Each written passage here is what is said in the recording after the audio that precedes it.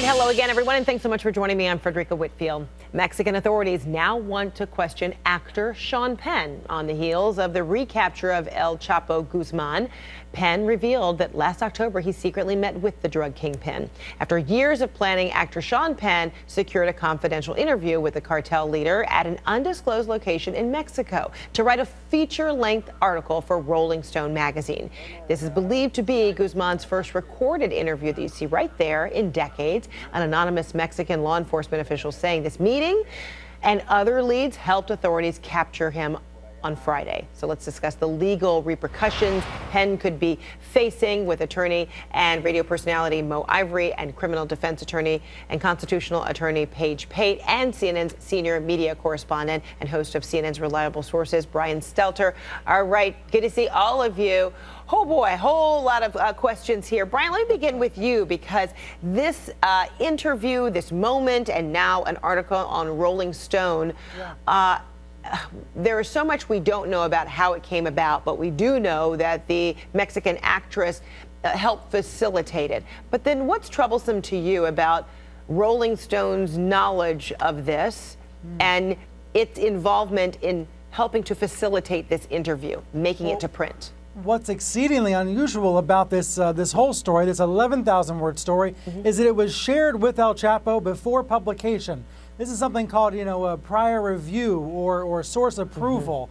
He was able to read the entire article and decide if he didn't like parts of it and give feedback. Now, according to Rolling Stone, he was okay with it. He didn't request any changes. But that's a very, very unusual practice in journalism and a highly controversial one. Yeah, you wouldn't have done that when you were at the New York Times. And nor would I do that here at CNN. That's right. I think if you ask 9 out of 10 journalists, they would say, no way, that's not happening. Now, this was an actor, Sean Penn, it's not a journalist, and it is Rolling Stone, not the New York Times or CNN. So, yes, there are different standards at different outlets, but this is something that a lot of people are raising their eyebrows about, and Rolling Stone's not commenting on it. They're just letting the story speak for itself. Yeah, so there are a few angles here to talk about as it pertains to El Chapo and Sean Penn and all of this, the Rolling Stone, the journalism here, the legal ramifications too. But while I have you, Brian, let's stick with, Rolling Stone and what this says, about the risks that a publication is willing to take in this day and age.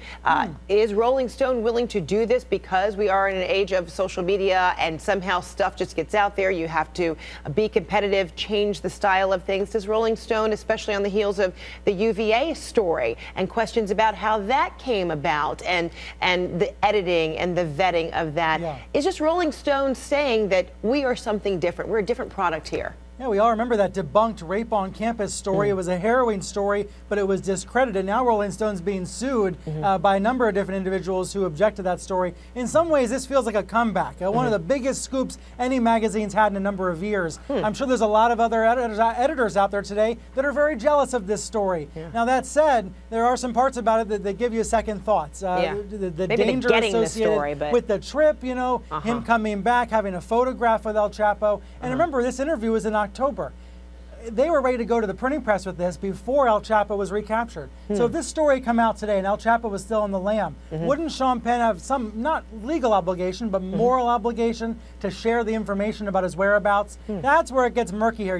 The Mexican government wants to know how the heck this happened because they weren't able to find El Chapo last fall, but Sean Penn was. Right, and I guess from, to answer the moral and the legal obligation, you saw in that article, Sean Penn says, I'm an artist, and so there's a certain level of exploration that helps justify what he did. So Paige and Mo, and certainly, journalists do interview bad people all the time. We're in the business of talking to people that might be even evil people sometimes. But some of the questions here about source approval are definitely big ones. Yeah, so Paige and Mo, let's talk about, being complicit, because I think, Brian helps bring that up. Now we have been talking about Sean Penn and Del Castillo, being complicit by not sharing what they knew about the whereabouts of El Chapo. But now, what about being complicit? Rolling Stone being complicit in any way? Paige, you first, or okay, go ahead, Mo. Do you see that is a legal road potentially? Yeah, sure. Well, I want to just say something about what Brian said about, we see our journalists all the time interviewing dangerous people,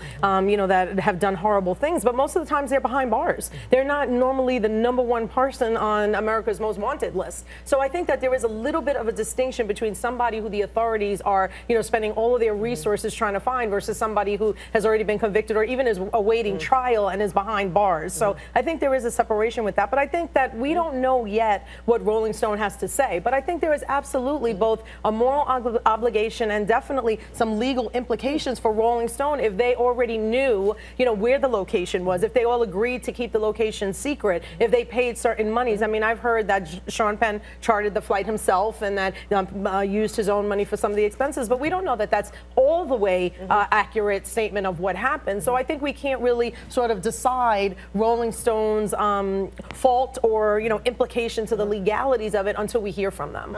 Paige. Well, maybe morally a bad idea, but legally I think they're okay. I mean, under federal law, and that's true here and also in Mexico, to actually commit a crime in doing something like this, you got to do something to help the fugitive. Simply going to meet with him, even if it is a lengthy interview. Helping to maintain secrecy. That's right. Yeah, but, well, but how do we know they didn't do anything? Well, no, that's true. Yeah, we don't know that everything yet. Right, and I think once we do, we can try to evaluate it. But what we know right now is that the meeting was arranged. Penn and his group went down there to interview him.